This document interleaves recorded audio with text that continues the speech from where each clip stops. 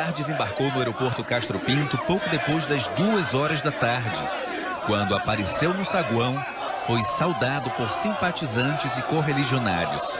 O deputado federal Jair Bolsonaro, do PP do Rio de Janeiro, só conseguiu caminhar com a ajuda de seguranças. Depois de alguns metros, recebeu um megafone, foi colocado nas costas de um simpatizante e fez um discurso. Bolsonaro fez críticas ao PT e condenou atos de corrupção do governo federal.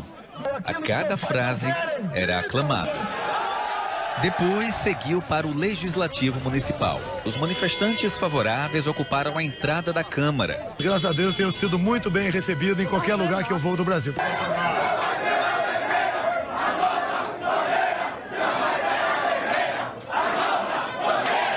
Estamos reunidos para escrever decorrer dessa sessão, nós iremos registrar. A mensagem que eu trago aqui, a primeira, é aqueles que me condenam por não ter aprovado nada em Brasília. A produtividade nossa de um time de futebol não é apenas do atacante, temos que ver também o lado do goleiro. Mas ontem nós fizemos um gol de placa. O gol de placa ontem foi num veto. Então não é essa a questão. Santinho, da próxima vez tem que votar com a gente. De acordo com as regras. Os manifestantes favoráveis e contrários ao deputado Jair Bolsonaro, durante todo o tempo, trocaram provocações.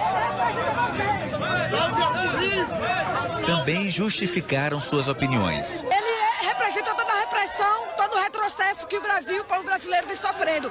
Porque ele é homofóbico, ele é racista. Acredito que Bolsonaro, hoje, é a pessoa que representa o que vai de encontro a tudo isso que a gente está vendo, essa desordem no país. Dentro da Câmara, Bolsonaro concedeu uma entrevista coletiva.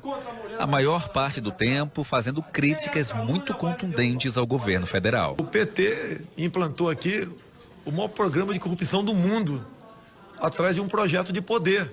Enquanto a Petrobras estava sendo assaltada, tudo que interessava para o PT era aprovado dentro da Câmara e do Senado. Que lição você pode ter disso aí? Quando se fala em educação, que educação é essa no governo? Tira a autoridade primeiro dos pais na sala de aula com a lei das palmadas e depois tira do próprio professor. O plenário ficou lotado, as galerias também. A maioria simpatizante de Bolsonaro. A sessão especial durou 2 horas no total e discutiu o atual momento político que o país passa. Jair Bolsonaro fez um discurso de 30 minutos e depois respondeu as perguntas dos presentes aqui no plenário. Ele se posicionou contra as cotas, defendeu o porte de arma para o cidadão, reafirmou que é contra o aborto e a favor da família. Foi aplaudido. O deputado foi recebido com festa por partidários e eleitores na Câmara Municipal e hoje está aqui com a gente, inclusive com a participação do nosso comentarista aqui de política, o Vitor Paiva. Bom dia para todos. Bom dia. Seja bem-vindo. E a gente começa com uma pergunta sobre essa polêmica, né? Essa recepção na Câmara ontem dos vereadores. Como é que João Pessoa seria uma cidade por onde o senhor passou aí que teve essa repercussão, essa polêmica toda? Eu já tive em uns 20 municípios, né, entre as capitais do Brasil. Recepção é muito semelhante. Quando tive, por exemplo, agora, há 2 semanas em Recife, a imprensa local disse que recepção igual a minha no aeroporto, só quando Miguel Arraes veio do exílio. O retrato que eu tiro disso é de uma total ausência de lideranças políticas de âmbito nacional. E vem em mim alguém que pode realmente disputar uma presidência no futuro, com chance de vitória e mudar o Brasil longe do politicamente correto e tratando, por exemplo, todos iguais. Quando falo em racismo, falo isso porque eu sou contra cotas em nosso país. Nós somos iguais. Se falo que o afrodescendente é sofrido, o que lá a ideia que eu tenho do Sudeste é que o nordestino também é um povo sofrido. Então já há uma discriminação entre afrodescendentes e nordestinos. E nós não podemos estimular essa política de ódio tão perseguida por governo, que joga o tempo todo homos contra héteros, pais contra filhos, nortistas contra sulistas, ricos contra pobres, homens contra mulheres e mulheres contra mulheres também, como nós vimos agora há poucos a passeata da mulher negra em Brasília. Deputado, o senhor se considera um cidadão homofóbico? Olha só, o que é isso aí? Eu fui contra o que? Eu descobri o kit gay em 2010. O kit gay é um material dito escolar para combater a homofobia. E ali, naquele material que eu tive acesso e tenho comigo até hoje, nós temos filmes pornográficos homoafetivos, onde mostrava para a escola, para a criancinha a partir de 6 anos de idade, imagem de 2 meninas se beijando, 2 homens se acariciando, para mostrar para a criancinha a partir de 6 anos de idade que aquilo era normal. O que eu entendia daquele material, e não só a bancada evangélica, a maioria dos parlamentares, que aquilo é inadequado. Esse tipo de educação não pode ir para dentro da escola. Quem ensina a educação sexual, não entendo, para crianças, é o pai e sua mãe. E um pai não quer ver o filho ser homossexual no futuro por influência da escola. Se vier a ser por outras questões qualquer, a família que administra. Então, como eles não tinham como contra-argumentar perto daquilo que eu descobri, e com propriedade, e muitas vezes baixando o nível também, divulguei aqui aos 4 cantos do Brasil. Nenhum pai, nenhuma mãe aceita o material conhecido como kit gay. Daí a história de homofobia para cima de mim. Se ser homofóbico é defender as criancinhas na escola, pode continuar chamando de homofóbico, não tem problema nenhum. Deputado, mais uma pergunta sobre corrupção. O senhor é um ferrenho crítico ao governo do PT, mas o seu partido, o PP, está na base. E o senhor disse agora há pouco que o PP vendeu o tempo de televisão ao PT na última eleição. Por que o senhor continua ainda no PP? Porque o senhor não deixa o partido? Olha, se eu deixar o partido, eu perco o mandato pela lei da fidelidade partidária. Mas eu fui citado no mensalão e ninguém fala nada. Joaquim Barbosa falou que foi o único deputado da base de governo que não foi comprado pelo PT. Ponto final. Isso ele leu no seu relatório da ação penal 470 dentro do Supremo Tribunal Federal. O doleiro Roberto Youssef, também, que ficou uma figura conhecida aqui por distribuir propinas, né? Especial para líderes partidários. Quando os juízes inverteram a pergunta, quem no PP não recebeu dinheiro, ele citou meu nome mais 2.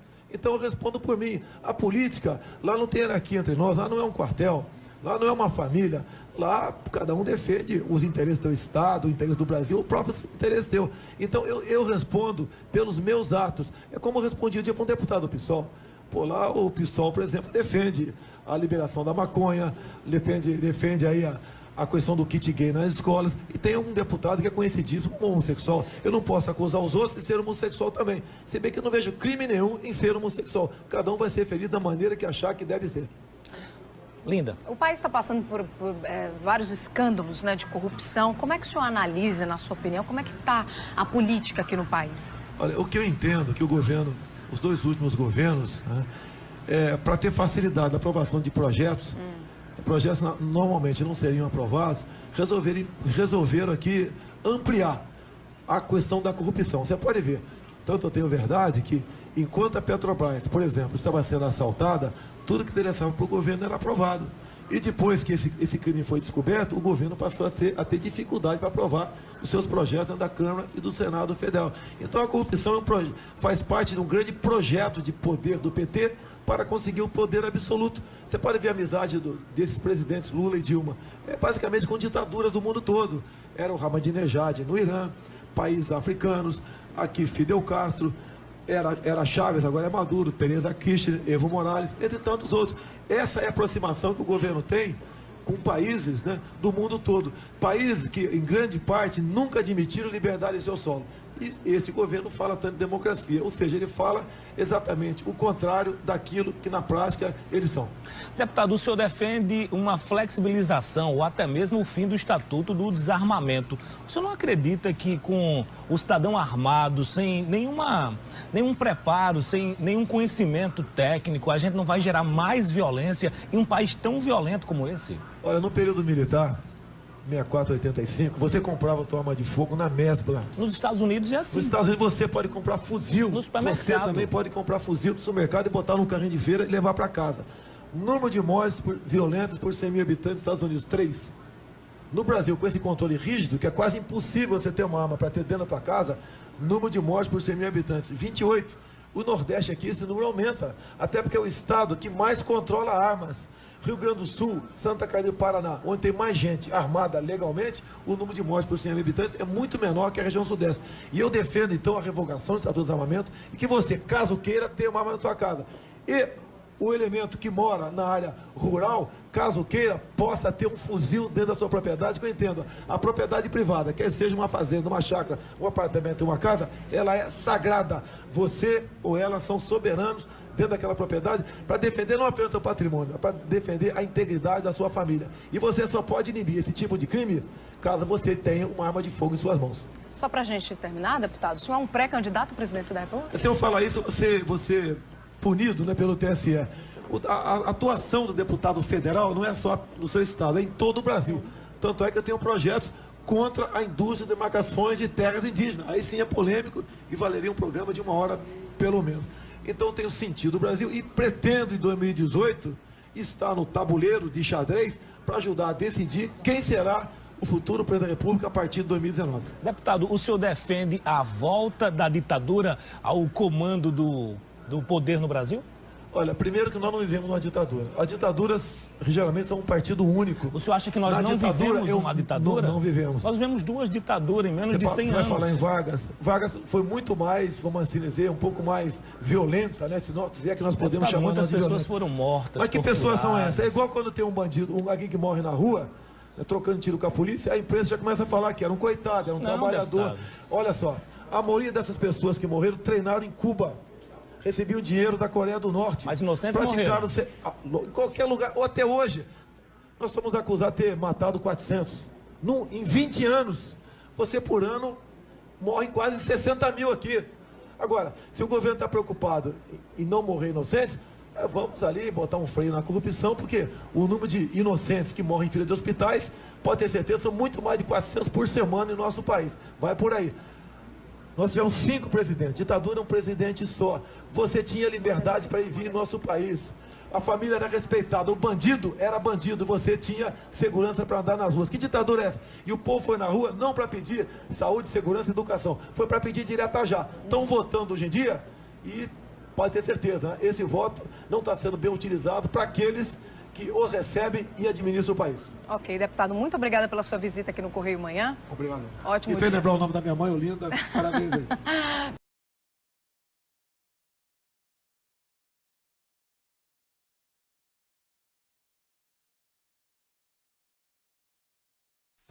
Jair Bolsonaro é essa figura polêmica, né? Que agrada a alguns, desagrada a outros.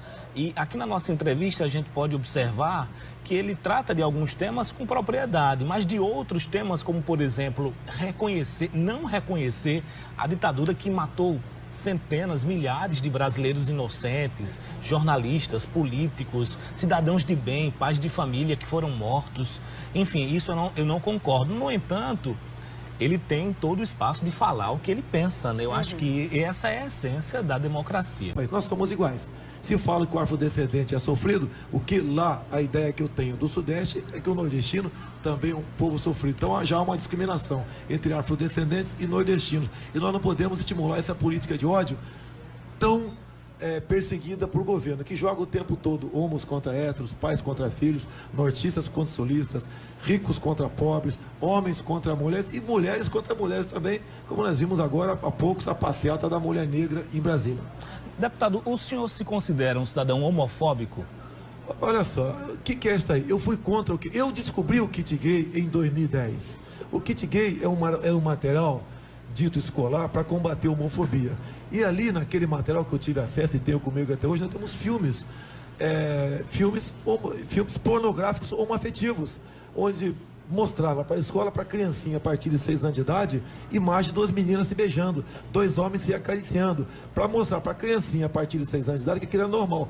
O que eu entendia daquele material, e não só a bancada evangélica, a maioria dos parlamentares, que aquilo é inadequado. Esse tipo de educação não pode ir para dentro da escola. Quem ensina a educação sexual, não entendo, para crianças, é o pai e sua mãe. E um pai não quer ver o filho ser homossexual no futuro por influência da escola. Se vier a ser por outras questões qualquer, a família que administra. Então, como eles não tinham como contra-argumentar perto daquilo que eu descobri, e com propriedade, e muitas vezes baixando o nível também, divulguei aqui aos 4 cantos do Brasil. Nenhum pai, nenhuma mãe aceita o material conhecido como kit gay. Daí a história de homofobia para cima de mim. Se ser homofóbico é defender as criancinhas na escola, pode continuar chamando de homofóbico, não tem problema nenhum. Deputado, mais uma pergunta sobre corrupção. O senhor é um ferrenho crítico ao governo do PT, mas o seu partido, o PP está na base. E o senhor disse agora há pouco que o PP vendeu o tempo de televisão ao PT na última eleição. Por que o senhor continua? Tarde desembarcou no aeroporto Castro Pinto pouco depois das 2 horas da tarde. Quando apareceu no saguão, foi saudado por simpatizantes e correligionários. O deputado federal Jair Bolsonaro, do PP do Rio de Janeiro, só conseguiu caminhar com a ajuda de seguranças. Depois de alguns metros, recebeu um megafone, foi colocado nas costas de um simpatizante e fez um discurso. Bolsonaro fez críticas ao PT e condenou atos de corrupção do governo federal. A cada frase era aclamado. Depois seguiu para o Legislativo Municipal. Os manifestantes favoráveis ocuparam a entrada da Câmara. Graças a Deus, tenho sido muito bem recebido em qualquer lugar que eu vou do Brasil.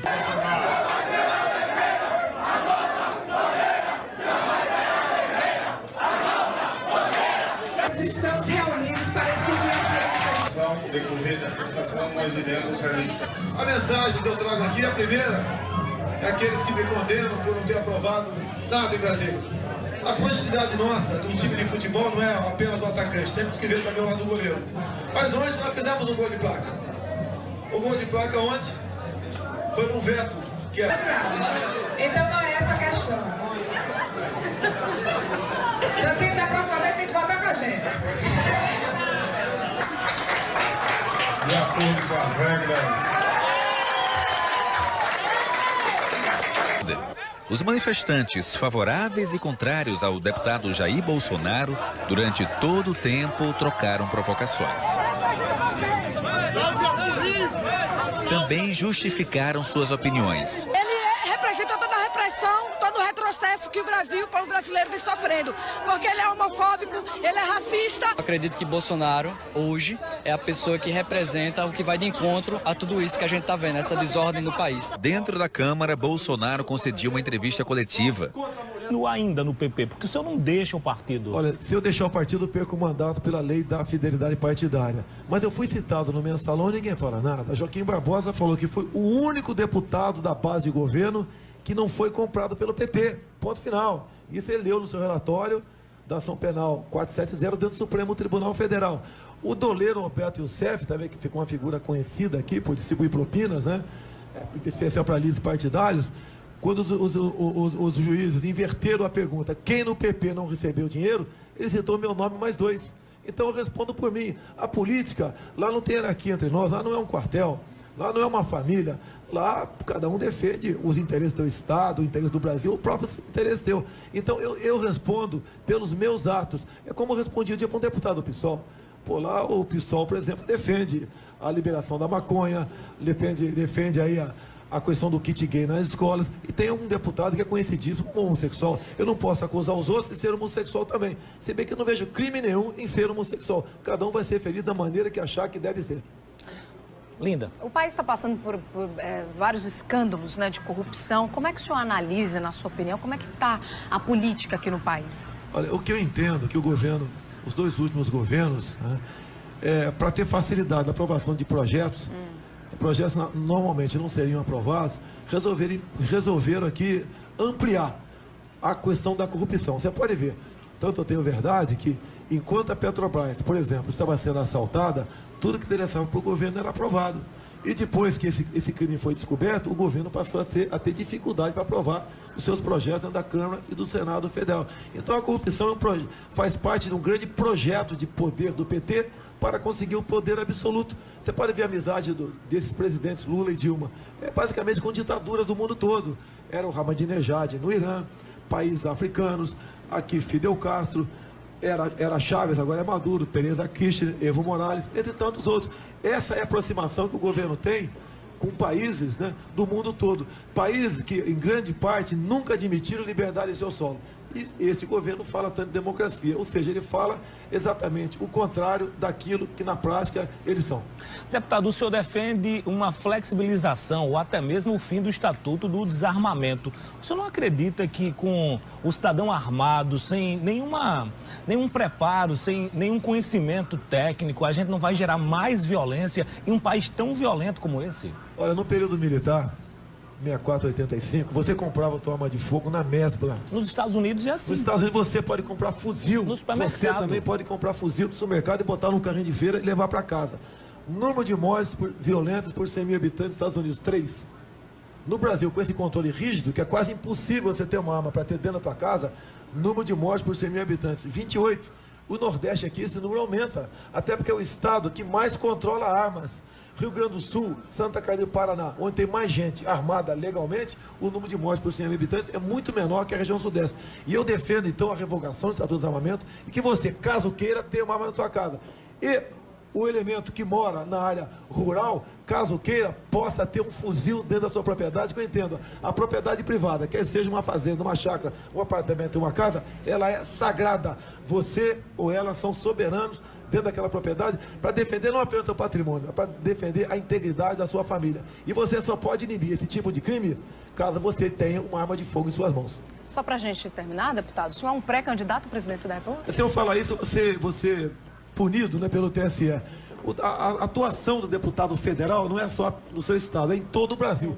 Tanto é que eu tenho projetos contra a indústria de demarcações de terras indígenas. Aí sim é polêmico e valeria um programa de 1 hora, pelo menos. Então tenho sentido o Brasil e pretendo... A maior parte do tempo fazendo críticas muito contundentes ao governo federal. O PT implantou aqui o maior programa de corrupção do mundo, atrás de um projeto de poder. Enquanto a Petrobras estava sendo assaltada, tudo que interessava para o PT era aprovado dentro da Câmara e do Senado. Que lição você pode ter disso aí? Quando se fala em educação, que educação é essa no governo? Tira a autoridade primeiro dos pais na sala de aula com a lei das palmadas e depois tira do próprio professor. O plenário ficou lotado, as galerias também. A maioria simpatizante de Bolsonaro. A sessão especial durou 2 horas no total e discutiu o atual momento político que o país passa. Jair Bolsonaro fez um discurso de 30 minutos e depois respondeu as perguntas dos presentes aqui no plenário. Ele se posicionou contra as cotas, defendeu o porte de arma para o cidadão, reafirmou que é contra o aborto e a favor da família. Foi aplaudido. O deputado foi recebido com festa por partidários e eleitores na Câmara Municipal e hoje está aqui com a gente, inclusive com a participação do nosso comentarista aqui de política, o Vitor Paiva. Bom dia para todos. Bom dia. Seja bem-vindo. E a gente começa com uma pergunta sobre essa polêmica, né? Essa recepção na Câmara ontem dos vereadores. Como é que João Pessoa seria uma cidade por onde o senhor passou aí que teve essa repercussão, essa polêmica toda? Eu já tive em uns 20 municípios, né, entre eles capitais do Brasil. Recepção é muito semelhante. Quando tive, por exemplo, agora, há 2 semanas em Recife, a imprensa local disse que recepção igual a minha no aeroporto, só quando Miguel Arraes veio do exílio. O retrato que eu tiro disso é de uma total ausência de lideranças políticas de âmbito nacional. E vem em mim alguém que pode realmente disputar uma presidência no futuro com chance de vitória e mudar o Brasil longe do politicamente correto e tratando, por exemplo, todos iguais. Quando falo em racismo, falo isso porque eu sou contra cotas em nosso